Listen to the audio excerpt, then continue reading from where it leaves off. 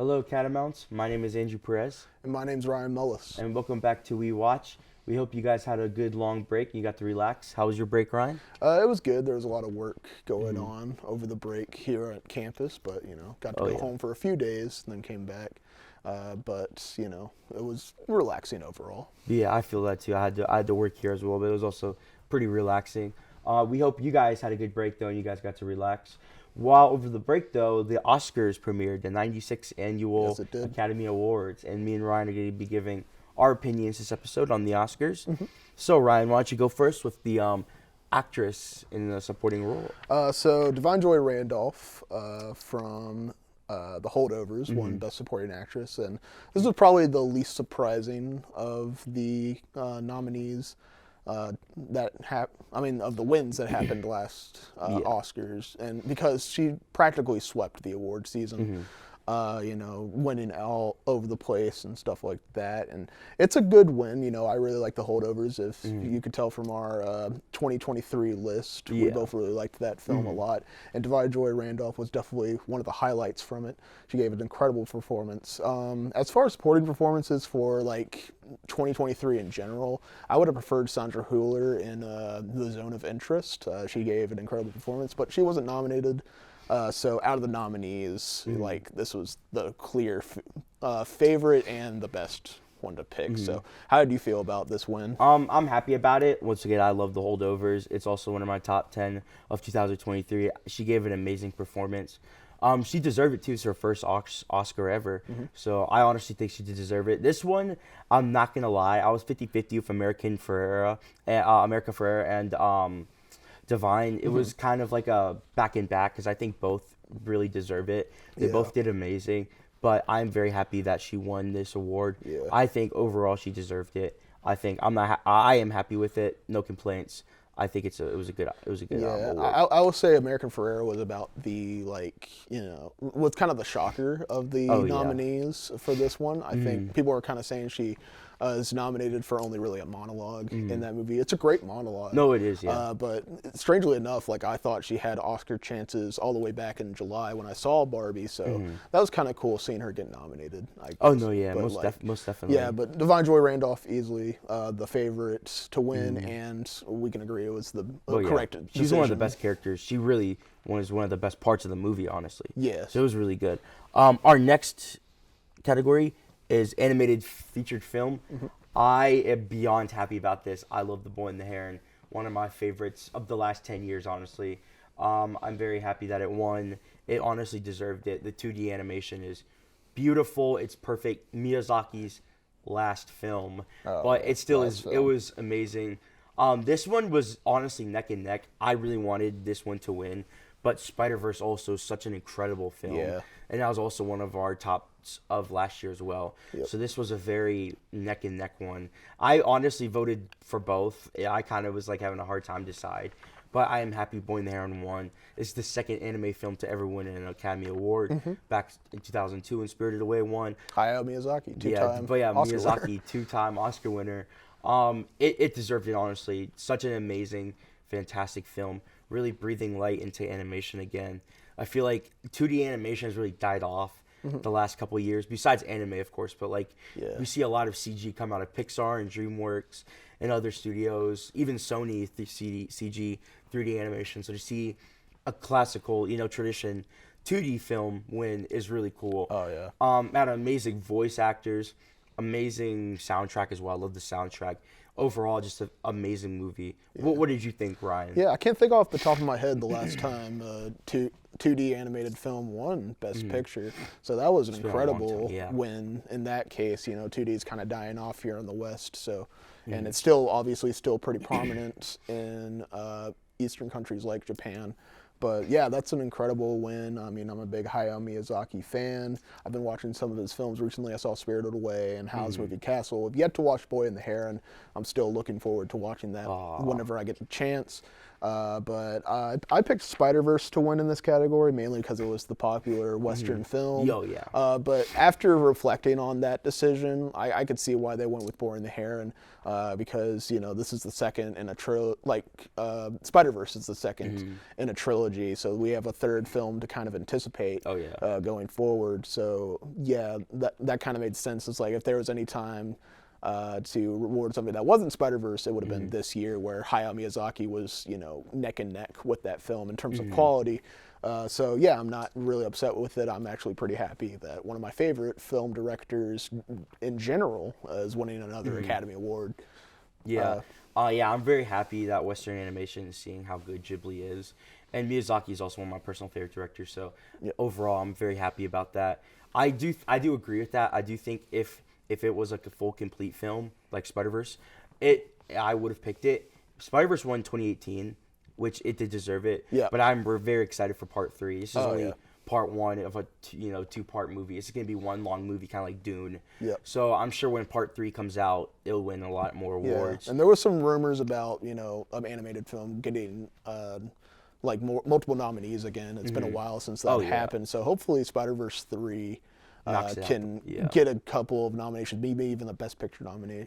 I would love that, yeah. I really hope it does sweep the next But it has to, Oscars. like, really, like, you know, blow everyone's mind. It has to be, like, one of the greatest animated films at this point. Because the Oscars don't really respect animation outside of, you know, the animated categories since like they made Disney it. and stuff. I think the last film to get it was Toy Story 3, like, about how many years ago?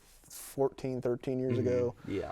So yeah, it's time to nominate an animated film again. Oh yeah, most definitely. I'm happy about that, but yeah, they do kind of dog on animation, which is sad. But I hope that stuff like this shows them, you know, it can be for anybody, and it truly is an art form. Yeah. Our next category is original screenplay. So Anatomy of a Fall won the best screenplay.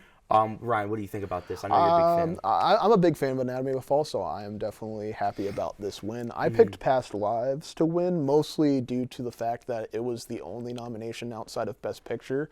I remember last year, Women Talking only had like 3 nominations, like a costume, screenplay, and a Best Picture nominee. So I thought they were going to repeat it this year, where like the only other nominee outside of Best Picture was going to get screenplay. That didn't happen, but Justine Triet still did incredible work with this film. Very well written, very dialogue driven, a lot of great you know, impactful scenes built around the dialogue in Anatomy of a Fall, and the kind of ambiguity between, you know, this murder mystery and how well that was written in the film. So, yeah, absolutely deserved 100%. How did you feel about Anatomy of a Fall? I'm very happy. I did get a chance to watch it right when I came back from winter break. Good. I did really like it. I did vote for it. I thought it was an amazing screenplay. This is a very dialogue-heavy movie, as you said. It's also dealing with multiple languages as well. Oh, yeah, most definitely, which is very impressive. I mean, they're also talking to multiple generations of people, too, so the way they write the characters, I think, is very interesting, very, like, human-like.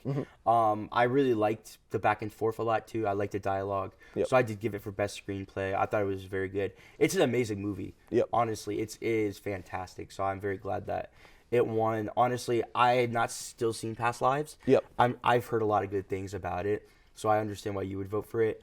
I am meaning to watch it. We'll watch it soon. Oh, yes. But personally, me, I thought Anatomy of a Fall deserved it, so I gave it that. Oh, absolutely. It's still a very good category, though. Screenplay is a very competitive category as well. Yeah. There's May a lot December of good movies. probably also should have won. That had one of the best screenplays of the year, but I think that was its only nomination of the night, which May December got snubbed big time this I year. think probably because it was honestly a Netflix movie. They didn't give it that many. Which is Maestro sad. got like 7 nominations. So we'll talk about Oh, don't worry. We'll get to Maestro. Our next movie is adapted screenplay, American Fiction. I did vote for this. I think it deserved it. I thought it was a really good movie. When I first watched it, I thought it was amazing, and I gave it a second watch. I brought it down a little bit, but I still think it's a really good adapted screenplay. I didn't know it was based off a book, honestly, or anything, but I think it's really cool. I like the movie a lot, don't get me wrong. I think it's really good. How do you feel about it, Ryan? I thought it was a decent win. It's not definitely my favorite of the category. Well, actually, going over it's probably my least favorite, but it's still a stacked category. I really liked American Fiction. I thought it had a pretty sharp screenplay. It's definitely commentating on a lot of things. Oh yeah, it's very smart. You know, as far as how white liberals kind of, you know, eat up, you know, this kind of trashy stuff and perceive it like art, stuff like that. It's definitely hitting on that. But like, you know, at the end of the day, like it's still a good win, and I think that Core Jefferson gave a pretty good speech about, you know, how we shouldn't really invest so much on one $200 million films and instead make $10 million films. You know, it's very artist driven, very acting driven, stuff like that. You know, considering what American Fiction is, you know, that kind of made sense in a way. Yeah. But yeah, it's still a good win. I have no complaints. I really wanted Barbie to win though, because honestly, I thought it was it takes a lot of sheer writing talent to take what is a toy and turn it into an Oscar film. And you know, Greta Gerwig and Noah Baumbach are definitely talented enough. They've proven in the past to kind of, you know, elevate that kind of material into this awards-winning film. So, like, I would have preferred Barbie, but you know, at the end of the day, American Fiction. It's not a bad win. It's just not my favorite. I completely understand. Barbie was also really good. I mean, I said it was one of my top favorites of last year. I loved it. I do think it is complex to make a toy, you know, and then write it into such a good movie. But honestly, I don't know. I just felt American Fiction was right. I really liked it. I liked the commentary a lot, so I think that's probably why. I think they're very smart with that, and I like the performances everyone gave in that movie. So I give it that. But I think it's still a very good category as well. A lot of good nominations for that one. Our next category is makeup and hairstyling. And honestly, I haven't seen this one yet. I'm sorry, guys. It's all good. But from what I've seen Yorgo's other films. So I went into this confident. I really think it did deserve it, even though I haven't seen it yet. I've seen pictures, I've seen clips, and from his past movies, he's done really good with makeup and hair. What did you think, Ryan? Because I know you love this shockingly, movie. I picked Poor Things to win. This was before I watched Poor Things. I'm going to talk about Poor Things for a second. I really loved Poor Things. It's my new favorite film of 2023. It's an absolute masterpiece. But shockingly, I didn't pick this over Maestro. And like, you know, I thought out of all the categories that I guess it could have deserved, it would have been makeup. And in retrospect, I'm glad it didn't win, because Poor Things also had incredible makeup and hairstyling. For you know, in terms of Bella Baxter's really long hair in the film, you know, Mark Ruffalo's very curly and suave look as far as his hairstyling goes, and then you know everything that they did with Willem Dafoe and his weird Frankensteinish makeup and stuff like that. I thought it was incredible. So I'm glad that it won, and I'm glad that I picked it. You know, in hindsight, I didn't go with Maestro at the end of the day. But how do you feel about this one? I really liked it. I think they 100% deserve it. Like I said, I haven't seen it yet, but the things I've seen clips, I've seen pictures, images. It looks really good. Like the makeup does look. I've seen Willem Dafoe's. It looks amazing. So I think they did deserve it. Poor Things, I hear it's amazing. I'm going to watch it soon. But if anybody deserves it, I think they do deserve it. Yorgo is such a good director. I've seen all of his past films, so he always goes 100% in to all of his movies. He puts so much effort in. So I think it did deserve it. This was a good category. Our next category is costume design, and Poor Things won again. What did you think, Ryan? I picked Barbie for this one, of course, because you know they're bringing a lot of those like iconic Barbie designs into like human form and stuff like that. I thought that was gonna be the driving narrative to get that costume design. But again, really loved Poor Things. It has a lot of interesting dresses in the film. I really like the suits and stuff like that. It's incredible costume design all around for Poor Things. I have not much to say about it. Like maybe after rewatching and see how they utilize the costumes, like in kind of an artistic manner. I'm more driven towards like the filmmaking aspects of that film right now, rather than the costumes. But still had incredible costumes. So how do you feel about? I also picked Barbie as well. I really loved what they did, like seeing the different generations of the Barbies at the beginning is really cool. I loved Ken's outfits, of course, the cowboy outfit, the one at the end with the big coat. I really liked it. I loved all their outfits, honestly, even like the pink jumpsuits. It looked really good. The fact that they can like take just clothes from a doll and make it and put it on a real person is really impressive to me. I really liked it. I think it did deserve to win, honestly. I really like the costumes, but also from what I've seen about Poor Things, the costumes also look really good. Yeah. So I'm not like upset about it or anything. I think both deserve to win. In my opinion, I would have liked Barbie to win because there's a lot of people in Barbie. There's a lot of costumes. Yeah. And Poor Things is a much smaller film with a lot less people that I've heard. But yeah, I think I'm not upset about it or anything. It's a deserved win. But personally, I would have gone with Barbie. Yeah. Well, I mean, like when I was voting for this, I obviously didn't see Poor Things yet. I only watched Poor Things 2 days before the Oscars came out. I think I filled this out before spring break. But like I still really liked the costumes in Poor Things. And I was really excited that my favorite film of the year got another Oscar. Oh yeah. There was a time span where like it won 3 in a row, and I was just so excited to see it win. Because going into the night, I didn't know it was going to win anything. So yeah. No, yeah, it's incredible. No, it's a good category though. Our next film we're going to talk about is international feature film, Zone of Interest. Yes. Ryan, why don't you kick us off? I know you really like this movie. Oh yes, I love The Zone of Interest. It's my 3rd favorite film of the year. It's an incredibly powerful and haunting movie about our benevolence to real world atrocities. Oh yeah. And how we kind of just shield ourselves from them and not really acknowledge them. It's extra so in this film, especially it's about a family who live right next to a concentration camp. It's about a real life story, of course. About this, I think it was like a Nazi general who was, he was like in charge of like the Auschwitz project and stuff like that. So his family just lived outside of there, and we could hear everything. And it also won Best Sound. We'll talk about that when we get to it. But like the sound in the movie is incredible because you get to hear every horrific detail while this family is performing their leisurely activities in peace. It's so horrifying to watch, and it really shook me to my core. Absolutely loved this film. But have you seen The Zone of Interest? Yeah, I did. Recently, I have. I did vote for this because I wanted to watch it before the Oscars. Yes. I did think this deserved it. This was a very hard movie to watch for me. This definitely was a very hard watch. It was amazing, don't get me wrong. This is an amazing film, but you're right. Like the sound design, it did deserve it. But this is definitely a deserved movie for international film.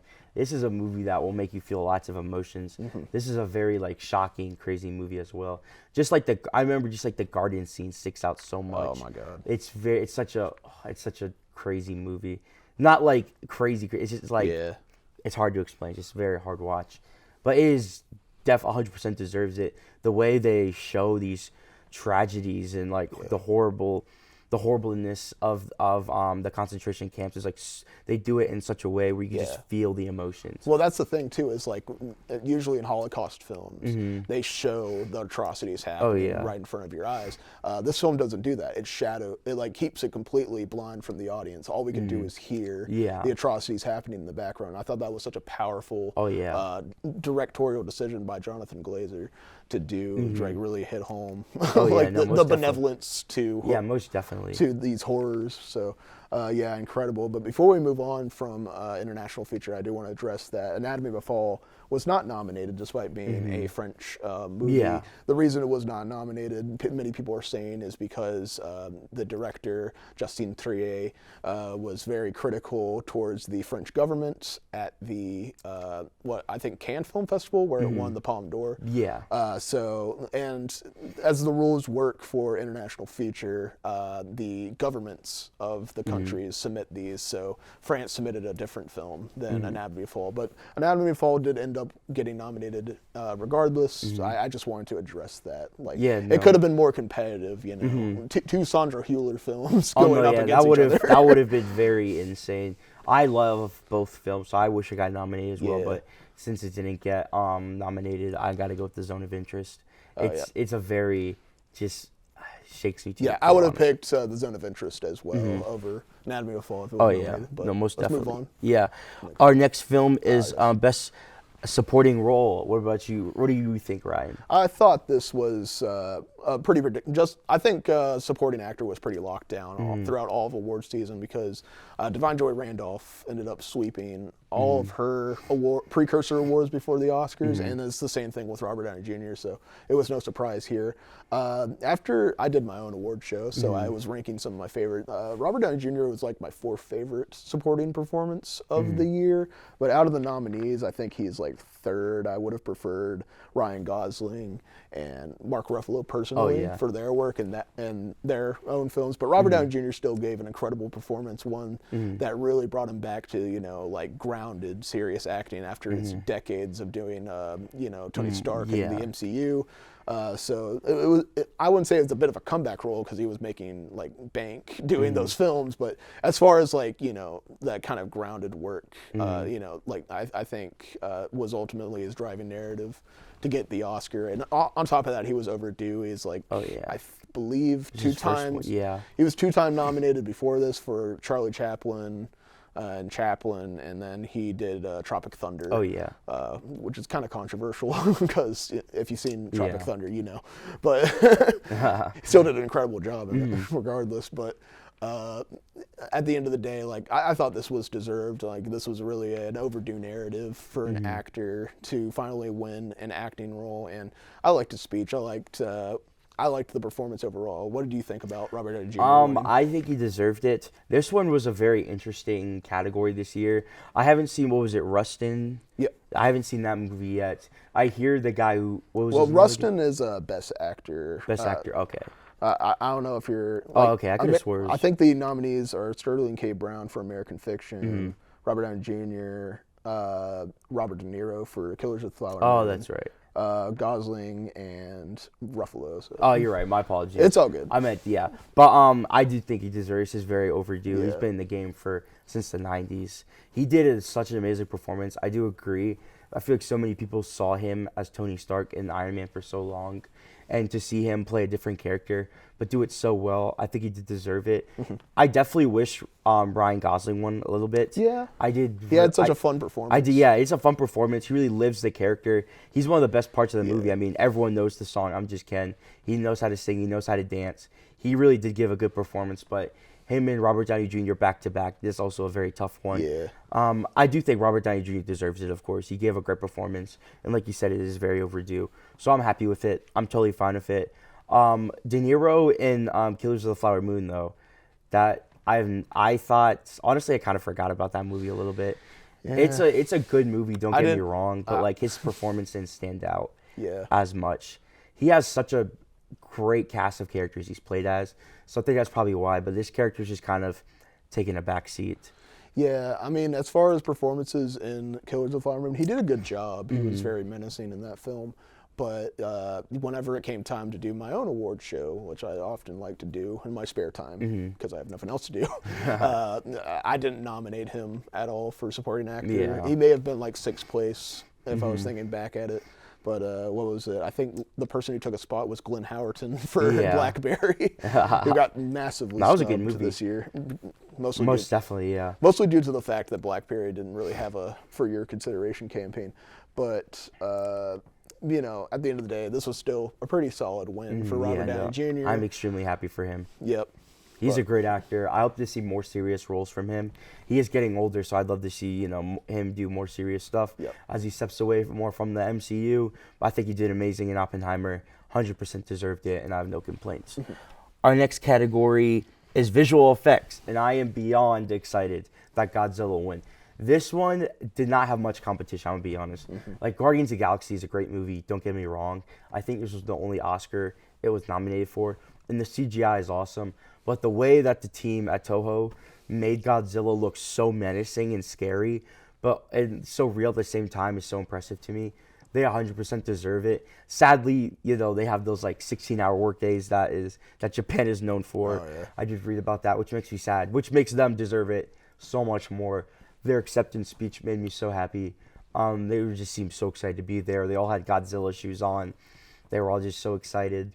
And they love movies, of course. I saw interviews after of them saying how much they love film and how much people wanted to do this for so long. They made Godzilla look so good. The special effects are amazing. I mean, he has to be a big CGI monster to make look real, and they make him look so scary. Yeah. He's like an actual threat in the movie. So I think he did awesome. Godzilla, I wish he got more. Honestly, best score got snubbed with that. The Godzilla theme alone is just so haunting. Yeah. So much good original music. I wish it had more like awards, but for visual effects, I'm happy it won. How do you feel about it, Ryan? Yeah, I'm happy that -1 got 1 for 1 for yeah. visual effects. Going into the nominees, I heard really good things about the VFX in this, and I've yet to see the movie. I can't wait to watch it. But like from the clips I've seen, like Godzilla looks so real and convincing. The CG that they use for him, like the destruction. Oh yeah. Feels so real in the scenes that I saw from that movie. And out of the other nominees, like the only other film I've watched was Guardians of the Galaxy. And you know, like as much as I love that film, like like I don't really want Marvel to win another Oscar No, that's or fair. anything. So I think they like deserve I'm it, glad that yeah. they went with a foreign film. I'm glad that they went with another film.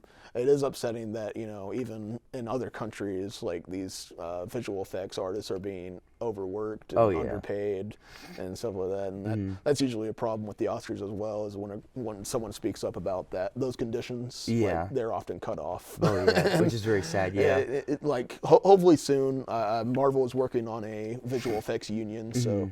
But I hope it like expands outward from there. Oh like, yeah. What is it? Visual effects start unionizing very soon. Oh yeah. And getting more, you know, autonomy over their work and stuff like that. So, and it will also benefit films going forward. So we won't have like films like The Flash, which have terrible CGI. horrible CGI.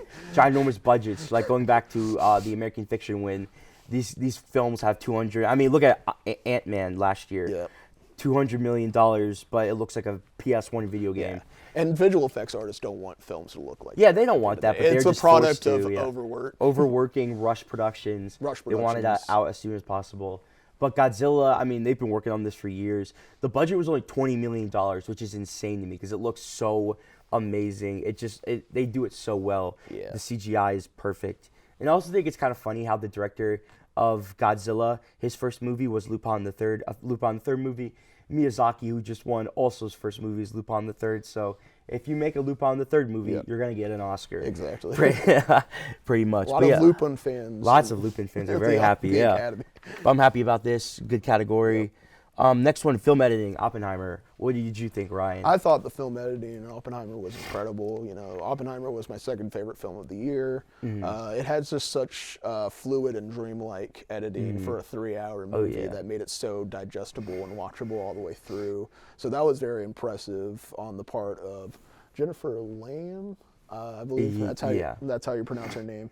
She did an incredible work. I voted for Killers of the Flower Moon mostly due to the fact that the editor for that film, I'm blanking on her name right now, but she's like a longtime collaborator with Martin Scorsese. Yeah. And I thought they were going to go with like kind of like an industry narrative right there. You know, reward someone who's been in the game for such a long time and did great work on Killers of the Flower Moon. That was another film that felt a lot more digestible due to the editing of the film, despite being 3 hours and 30 minutes long.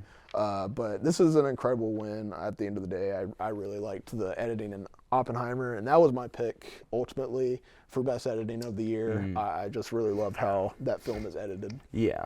You know. No, yeah, I agree. I personally picked Oppenheimer. Like you said, it is like very dream-like. It's amazing. Yep. I love the back and forth shots of Oppenheimer, and they'll show space or show stars and explosions. It's really, really well. It really hones you in on the emotion. It does really good too, especially when the bomb drops, cutting back to the characters and cutting back to the bomb. Like it really does. The editing adds the suspense really good. Like, will it work? Will it not? It really keeps going back and forth. Yeah. It keeps you on your heels the entire movie. And it does make it flow really good for a 3-hour movie. I like how no scene is way too long. It goes back and forth between a lot of different plot lines, which I like. It's a very complex movie, of course. But the editing is really good. They did an amazing job. And I do see Killers of the Flower Moon had some really good editing. It did make the pacing go a lot better. Yep. But personally, I picked Oppenheimer. I think it was really good editing. Christopher Nolan is known for editing. I mean, people call him the master of editing, which is like, okay, maybe not that, but he's since his first film, he's been using editing to his advantage, especially with time and stuff. He loves cutting back and forth between characters. He loves suspense editing. He loves all of that. So I do think he definitely deserved it. I think it came through this film. Yeah, I'm very happy with this category. Right. I'm very happy with this win. Yep. All right. That was good. Let's move on to the next category. Next category is cinematography. How'd you think about this, Ryan? Well, I personally would have picked Poor Things after watching it especially. And what did I pick for cinematography? I did pick Oppenheimer. And Oppenheimer ultimately had my second favorite cinematography of the year. A lot of incredible shots, memorable shots as well in this film. You know, obviously using IMAX cameras, so everything looks so crisp and clear. Oh yeah, most definitely. And you know, there's so much space and vast shots all throughout the film. That you can see, like a lot of beautifully aesthetic shots as well, different landscapes, and you know the way that they filmed the bomb sequence was incredible. So I'm not complaining about this at all. I also really liked the practical effects that were interspliced within, like, you know, the fission and fusion going on. You know, but like it's an incredible film to look at all throughout. So it totally makes sense why this won best cinematography. It's a visual treat. Oh yeah, most definitely. I 100% agree. Cinematography. I forget his name, but he's been with Nolan for a very long time. I mean, he does amazing. I always just imagine Dunkirk in his last couple of films, but Oppenheimer did really good.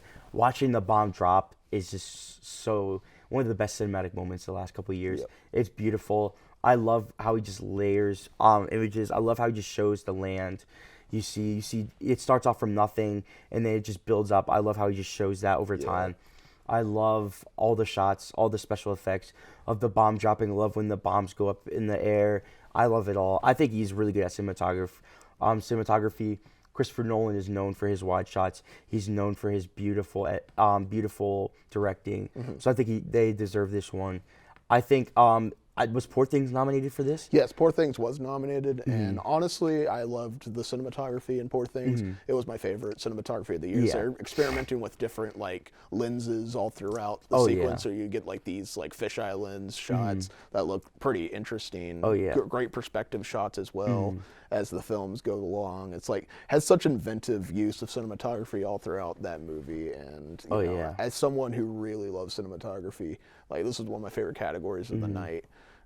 So like honestly, I thought Poor Things had more inventive cinematography than Oppenheimer. Like Oppenheimer, just as beautiful as the film looks, at the end of the day, it looks like a Christopher Nolan film. No, that's fair. We've kind of seen it before. No, yeah. But like Poor Things has such distinct style to its cinematography and how they kind of utilize it to make the world of you know, the movie kind of look strange and stuff like that. And it's incredible. Like no, yeah. From what I've seen, it looks amazing. I do know the fish lenses. Like I've seen pictures that looks amazing. Yeah. Yorgos is known for his amazing cinematography. Yeah. I mean, his past films I've loved them so much. He does so good. So honestly, once I see Poor Things, I'm sure it's gonna replace Oppenheimer. But I mean, Oppenheimer at the IMAX, they did really good. Yeah. It's a beautiful looking movie, and I think they got that across. Yep. And Christopher Nolan is still a great director, so I'm not complaining about this at all. But yeah. Our next one, live action short, The Wonderful Story of Henry Sugar.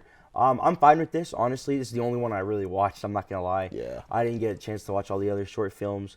This is Wes Anderson's first Oscar, which I'm like, he should have gotten it a while ago. Like he deserves it.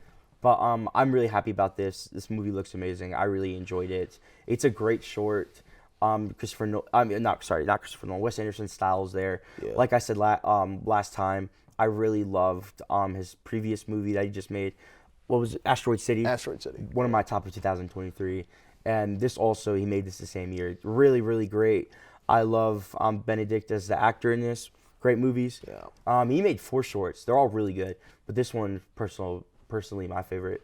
I think he did really good. What about you, Ryan? What do you think? Yeah, I'm very happy that Wes Anderson finally got an Oscar, and I just feel like it was a scenario that's often true of the Oscars. It's like, I just got beaten out by better competition or more like favorable competition in the eyes of the Academy. So this one was pretty much like, if you're going to reward him ever, it might be like right now, where he made like a great Roald Dahl adaptation for Netflix, and I imagine there's a lot of great other shorts on here, but from what I'm hearing, like, this was not only the kind of obvious pick because it's from the known director, but it's also the correct pick. I've been hearing, because it's just another wonderful not Christopher Nolan, Wes Anderson film. Christopher Nolan's on the mind because he's there's a lot. He's on here a lot. But like Wes Anderson, first time winner.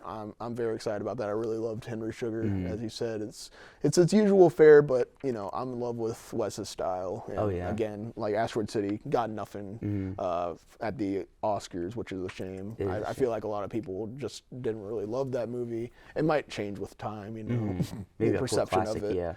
But like at the end of the day, Wes Anderson is now an Oscar winner. So. Yeah, no, he deserves it. He's a great filmmaker, definitely one of the best. And I hope he does more shorts. I really like this. Oh yeah. He gave 4 amazing shorts, and I'd love to see some more in the future. Yep. So yeah, our next category is sound, zone of interest. Ryan, would you like to go first? Yeah, we kind of hinted at the sound earlier when we talked about it, and what was it? International feature. Yeah, the sound work in this film is incredible, and if you are familiar with Jonathan Glazer's work, I think his origins came from music videos, so he's kind of well equipped when it comes to the films that he makes and the sounds that are in it. There's again a lot of ambient sound of human suffering happening in the background of this film, like people just enjoying leisure time and stuff like that. I'm kind of repeating myself, but like that's ultimately why this should have won, because the sound choices in this, while like a film like Oppenheimer, of course, has great sound, the booms and like the the atmospheric sounds, the clickings and stuff, stuff like that. Like that's just the usual fare with sound. Like Zone of Interest used sound in a way that benefited the experience of the film and elevated the film. So going into this, I really wanted it to win. I was so happy when it did. I thought they were going to go with like a generic pick. I was like, oh, this has good sound effects, it must have the best sound. But the Academy really paid attention to the choices used as far as sound went in the Zone of Interest, and I admired that. They put a little bit more effort this time and rewarding something. Oh yeah, most definitely. I am extremely happy this won. Like I said, the sound is just haunting. It's one of the biggest things in the movie. It really stuck with me for a while after I watched it. It's really, really impressive. I didn't know he did like music stuff before that, but that makes 100% sense. That makes 100%. It's really good. I love this movie. One of my favorites, honestly. The sound just sticks in your head, honestly. It's so unique to this film. Like I feel like I haven't heard sound like this in so like ever, and to see a movie use sound like this, like of course like Christopher Nolan, he's known for his sound editing and such like that, but a movie to use it in such a way where it gives just pure human emotion is very rare, and I think it 100% deserved it. Exactly. This was an amazing film, and I'm very happy that this won. This was a good pick. Good pick. Next one was the original song at the end of Barbie, I Was Made for You, from Billie Eilish. Yeah, what was I made for? Of course. Honestly, I'm fine with this. I didn't really give too much thought into this category. I'm not gonna lie. I love this song. I thought it was good. It's just a good song. I think it fit the end of Barbie really well. It really gives off that good emotion. I know whenever the song started playing, a lot of people in my theater started crying. I think it's definitely a very emotional song. It's very beautiful. I liked it a lot. I think it did good. What about you, Ryan? What do you think? Yeah, it's kind of an obvious pick because Billie Eilish is a person that awards like to people just like to throw awards to. Yeah, it's her second Oscar. Yeah. This is her second Oscar, and personally throughout the entire award season, I thought this was the superior song to "I'm Just Ken," but now that I'm thinking about it, I'm Just Ken, compared to What Was I Made For, it was much more theatrically used in the movie. It's a much more iconic moment from the Barbie film than I think What Was I Made For, although the scene that it's used in is very emotionally impactful, like whenever I watched it. But if we're talking about like when they perform these songs at pretty much every ceremony before they award it, and Ryan Gosling absolutely killed it at the Oscars with his performance. It was amazing of I'm Just Ken, and for like a split second I was like, maybe they're gonna shift back to I'm Just Ken, but ultimately they went with What Was I Made For, which it's not terrible pick at all. I really like that song. I do too. Yeah. I'm a fan of Billie Eilish. I think she's an incredible artist. Yeah. And I'm only hope for the best going forward for her. And her brother Phineas, of course. Yeah, she definitely is very talented. I see definitely a future of her in movies. She's done really good music for movies so far, so I'd love to see her explore. I do want to give a shout out to the song from Killers of the Flower Moon. I don't want to pronounce it because I'm going to butcher it. Oh, yeah, didn't they play that at the Oscars, right? They played that, and it was such a different choice compared to all the rest, like a very non-traditional, constructed song. At the Academy Award. It was so unique, and it was very powerful as well. Oh, yeah, so most definitely. I want to give a shout out to that. And also, it was performed by the actual Osage people from the movie that they showed at the end. So I really admired that got nominated. Oh, yeah, most definitely. Kind of hope it won, too. That would have been really cool, but, at the end of the day. No, it was an amazing song. One of the best parts of the Oscar night, honestly, it is very powerful. Yeah, especially Lily Gladstone, especially. Oh yeah, was very happy with that performance. Oh yeah, most definitely. And Scorsese too. I saw he was very happy about that.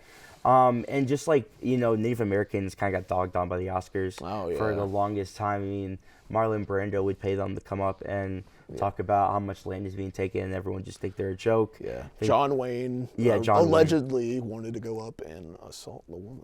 Yeah, no, it's just insane. So Bastard. I'm glad that Native American culture is getting finally respected, and it deserves to be respected. Yeah. So I'm very glad that people are starting to realize, hey, why are we being rude and stuff? Exactly. It's unfortunate. Yeah, I know. It's a very powerful song, though. It's been 50 years. I hope the Oscars is changing a bit more. And I hope we get to see more, with that impactful performance when Lily Gladstone be nominated. Oh, yeah, but let us continue. Oh, yes.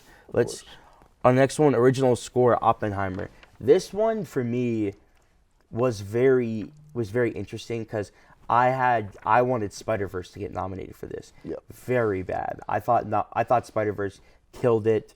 Metro Boomin, I know people are like, oh, he's just a rapper. He's like, no, he really killed. He really showed how talented he is for that movie.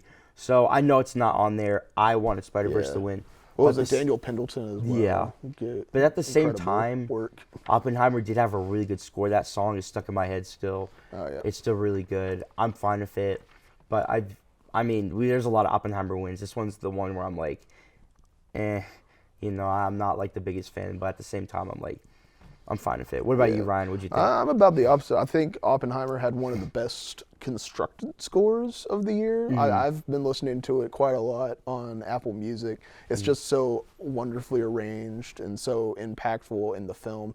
It may be like overcompensating a bit in the context of the film. Like maybe you could have, retracted a few score pieces and just have the scene breathe from themselves. I think the score was a bit overutilized at the end of the day, but the score on its own is incredible, and I have no complaints about it. It's just wonderfully conducted. I also really liked Poor Things score. I would have not minded that one in either. There was so many notes that were just so weirdly constructed that added to the oddity of that film in a very appropriate way. But at the end of the day, I have no complaints about this winning. I think this was the best score of the year. It was the most score as well. No, you're fair enough. You're thinking about it. I'm sure when I watch Poor Things, I'll change my mind.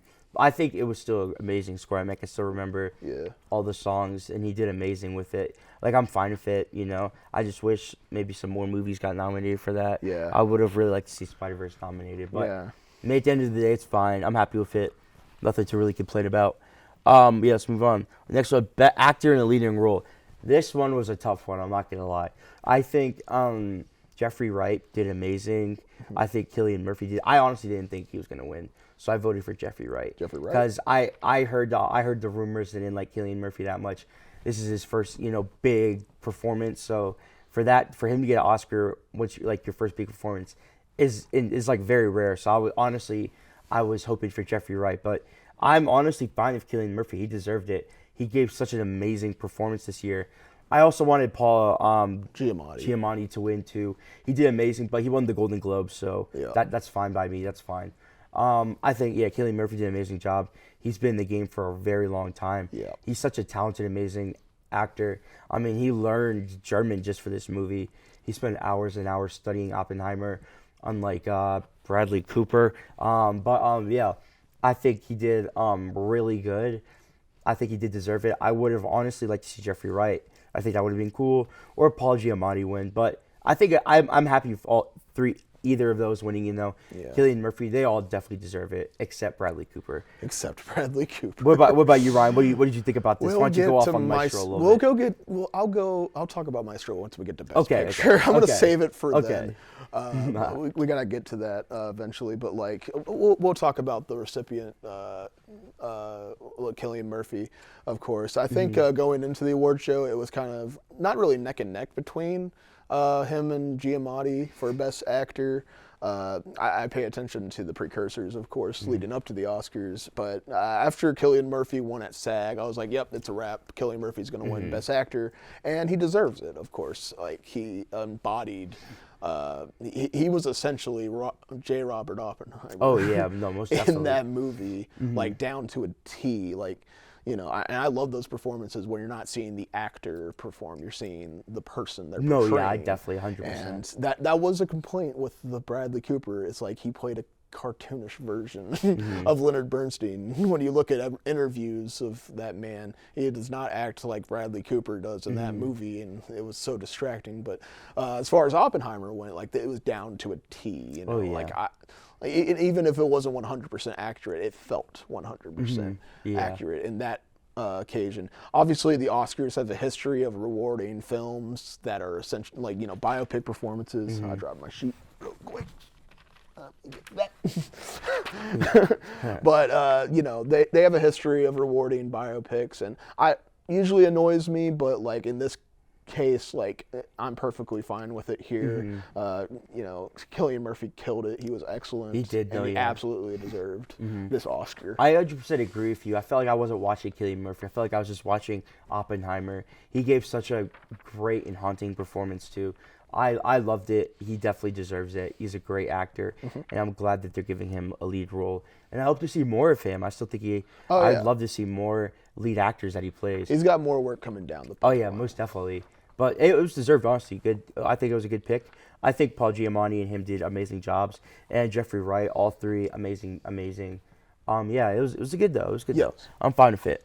Our next one is directing, Oppenheimer. There is a lot of controversy around this one. Really? Greta Gerwig. Oh, not getting nominated. Didn't get nominated for this. Was Poor Things nominated for this? Yes, Yorgos Lanthimos. Yeah, that one. Nomination. I was hoping for that one. Even though I haven't seen it, I still think it was amazing. But Christopher Nolan, of course, he still deserves it. He's one of the best filmmakers out right now. He did an amazing job. I mean, we already talked a lot about Christopher Nolan, so I'm not going to go too much into it. But he did amazing. The shots are amazing. He knows how to get personal with the actors. He's a very hardworking man. I appreciate that, and I appreciate how he keep bringing the best out of the actors. So he's definitely a very talented director. I think he deserved it. I would have liked to see Greta Gerwig nominated because I think she also did an amazing job too. But, it's just, it's hard to watch. But, yeah, what about you, Ryan? What did you think? Yeah, I will say this is kind of a strange win in the sense that, like, even though, like, I love Oppenheimer, perfect film, like, Christopher Nolan, he's a storied director, and this kind of does feel like, what is a Lifetime Achievement Award in a way, even though it's not really. He did an incredible work. Personally, I would have gravitated towards Yorgos Lanthimos and his achievement in, making Poor Things. I think eventually he'll get he'll probably win one day, and it's going to be exciting. But like, I think it was Christopher Nolan's time to win Best Director. Up until this point, he had received 0 Oscars. Somehow, which is crazy. Kobe Bryant had an Oscar before this is crazy. Christopher Nolan. But like, yeah, like he's still an incredible director, one of the best in the industry. I'm happy to see him finally get an Academy Award for this and Best Picture. Oh yeah, We'll most get definitely. to that when we talk about Best Picture. No, yeah, but he does deserve it. That's crazy. It still blows my mind that he didn't get an Oscar before this. But it's definitely was Christopher Nolan's year. I would like to see Greta once again, but it's still amazing. He's one of the best filmmakers out right now, so Yeah. I'm completely happy with that. And we have Best Actress in Leading Role. This one also is very controversial as well. Caused some controversy on Twitter. Yeah, lots of. I picked Lily Gladstone. I think she did an amazing job in Killers of the Flower Moon. She's such a talented actress. Yep. I really loved her performance. Like genuinely, it really brought a lot of emotion to it. So I wanted her to win personally. But I'm fine once again with Emma Stone. She's also such a talented, amazing actress. I know she won the Golden Globe too, so a lot of people were hoping Lily would get the Oscar. Yeah. But at the end of the day, I'm not like super upset. But what do you think, Ryan? Well, this was definitely a pick that kind of ruffled a lot of feathers. I saw yeah. a lot of hype for Lily Gladstone winning her first nomination and first Academy Award. Obviously, the first Indigenous woman to be nominated for such a prestigious award. It would have been an incredible win. She would have given a great speech. But personally, I was gravitating towards Emma Stone. What she was doing in that film is it's generational kind of performance. Once in a decade, really. Like it was so impressive, from the physical acting to the mannerisms to the slow evolution and maturity that you were seeing in Bella Baxter throughout the entire film of Poor Things. I thought she absolutely killed that performance. But Lily Gladstone was nothing to, wasn't really anything to sneeze at either. Like, she gave an incredible performance, very haunting one that kind of lingered like all throughout Killers of the Flower movie, even when she wasn't on screen, really channeling like a lot of generational trauma in that performance. So I understand why a lot of people got angry for such a raw and subtle performance not really being recognized at the Academy Award. But Lily Gladstone's going to be fine, at the end of the day. She took the loss with grace. Obviously, she was supportive of Emma Stone winning at the award, and she's going to have other opportunities. I'm looking forward to a film that she's doing with I think Charlie Kaufman, one of my favorite screenwriters. It's called The Memory Police or something. Oh, I saw that, yeah. So hopefully that will give her another opportunity to get back at the Oscars. But, like at the end of the day, great win for Emma Stone. Oh, yeah, most definitely. But I could see why people are upset about the Gladstone loss. No, yeah, Emma Stone it's not lost on me. Yeah, she's an amazing actress, don't get me wrong. I personally wanted Lily to win because I think she gave such an amazing performance during Killers of the Flower Moon. But those are still two incredible actresses. So I honestly understand. Emma Stone's amazing. So I'm totally fine with it, honestly. Also, shout out to Sandra Hüller, of course. She was great in The Zone of Interest and Anatomy of a Fall, which she got nominated for. So for her to have two standout performances in one year, that's incredible. No, yeah, most definitely. It is very incredible. Be in the face of those films as well. Oh, yeah. No, most definitely. Our last is the Best Picture, Oppenheimer. Honestly, I'm going to say the thing with Spider-Verse again. I really wanted this to be nominated. Even though it's not. I understand because it's an animated film, but once in a while they sneak in there. And I think this one really could have been for Best Picture. It's such an amazing movie. I'm fine with Oppenheimer winning. I know there's a lot of other good pictures this year, but honestly, it's one of my favorite movies of last year. I still love Oppenheimer even on a rewatch. I think it still holds out today. It's such an amazing, beautiful film. And I'm very happy that it won Best Picture. What did you think, Ryan? It was my second favorite film of the year, of course, behind Poor Things. So wasn't 100%. Not my personal pick. Obviously, I would have picked Poor Things, with it being my favorite. But like Oppenheimer getting silver medal from me, like I'm still very happy that it won. Christopher Nolan film finally getting a lot of awards, long overdue. Oh yeah. He usually like sweeps the technical categories in the past, but this time it was like really big kind of statements for him to finally win this Academy Award, one that has his usual landmarks of incredible technical aspects with the cinematography, editing, and like score and sound and all that stuff, but capitalized with incredible performances as well, and a great ensemble cast all throughout with, Cillian Murphy as the lead role. You had Robert Downey Jr. as Lee Strauss, Emily Blunt as his wife, and so many other actors like Matt Damon, Benny Safdie, Gary Oldman, Rami Malek, Florence Pugh, all doing incredible work, and then the writing was also pretty decent. I didn't think it was like the fifth best of the one of the five best screenplays of the years. Personally, that was like my big outlier for the film, but it was still a really well written film at the end of the day. So yeah, just all around, like this like totally makes sense. Like it did well at my own award show where it got like 12 nominations. But like at the end of the day, still incredible film. One of the biggest box office winners as well. I think it was third in box office. Yeah, ultimately. I think it made like $1 billion. Yeah, even. So like it's just a sharp sign. Oppenheimer's success, both at the Oscars and at the box office, is like a big sign. Of the cinema being back, baby. Oh yeah, it's back. Most definitely, it is back. It is back, baby. So with that being said, like even if it's not my favorite film of the year, it's still like I still like that it's winning awards. Most definitely, it's helping out a lot. Would you like to go off on Maestro, Ryan? Oh, yes. Because this got nominated for some reason. Seven Academy Awards. Somehow it got nominated for Best Picture over Spider-Verse. Oh, yeah. That's like nominating Burger King over the nice restaurant in your town. Like, what is this garbage? Yeah, let me talk about Maestro for a second. Maestro is one of the worst Best Picture nominees I've seen in quite a while, folks. It is one of the most desperate films I have watched in quite a while. Everything about that film boiled down to one thing. Bradley Cooper really wants an Oscar. And it was like embarrassing to watch, honestly.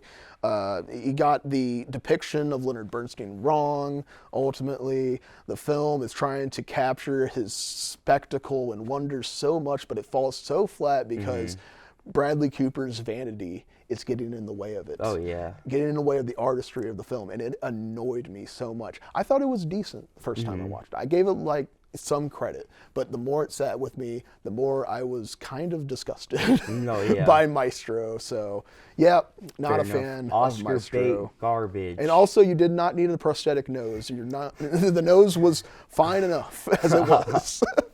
I have not seen this movie, and I don't plan to. Yeah. But the clips I've seen, save your time. The clips I've seen looks like your friend trying to do something, even though they can't. It looks like hot garbage. Yes. And it's sad because like the cinematography looks amazing, but Bradley Cooper ruins the film. I'm sure if it was anyone else, it would have been a decently good film.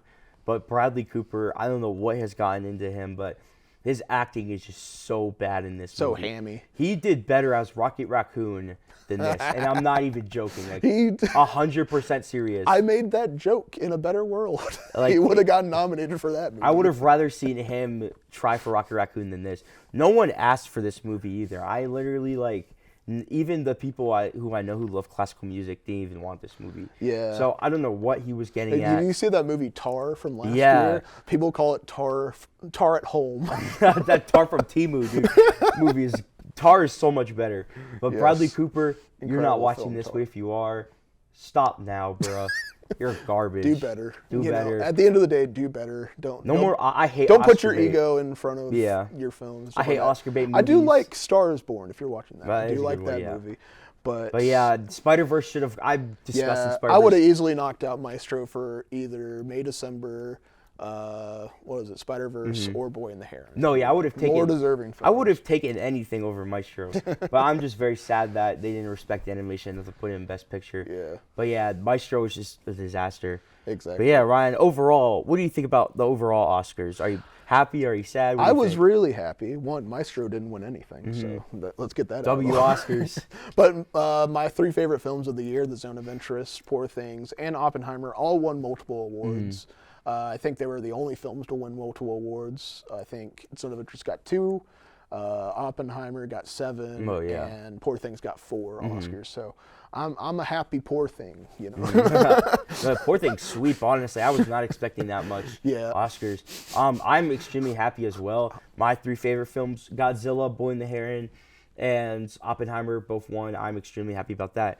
Zone of Interest won. They 100% deserved it. Yes. I'm very happy with these Oscars, honestly. I mean, I'm a little sad that Spider-Verse didn't get anything. It's like sound or Best Picture. But overall, I still think they're very good Oscars. Yeah. I'm very happy with them. I think everyone got what they deserved. Yeah, I think it was a well-done Oscar overall. Definitely, Jimmy yeah. Kimmel wasn't too annoying this Yeah, he year. wasn't too bad. It was rough sometimes, but much better than Joe Coy or anyone else that could have hosted the Oscars. Hopefully John Mulaney will host next year. Hopefully next year, or just hilarious. any comedian who can tell funny jokes, please. But Don't yeah, be too hard on Jimmy. No, I'm Kimmel. sorry. He's not the I'm sorry, worst. Jimmy. You're fine. You're fine.